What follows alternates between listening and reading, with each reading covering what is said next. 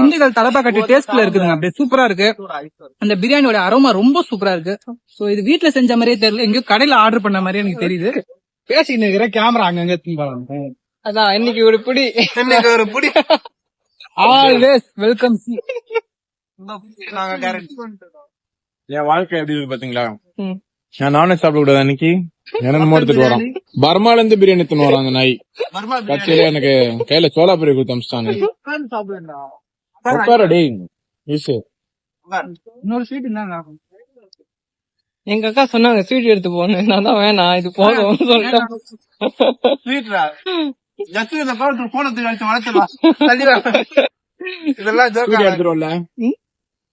கொஞ்சம் தான் இருந்துச்சு. நானே சாப்பிட நீ சொல்லவே இல்லையே.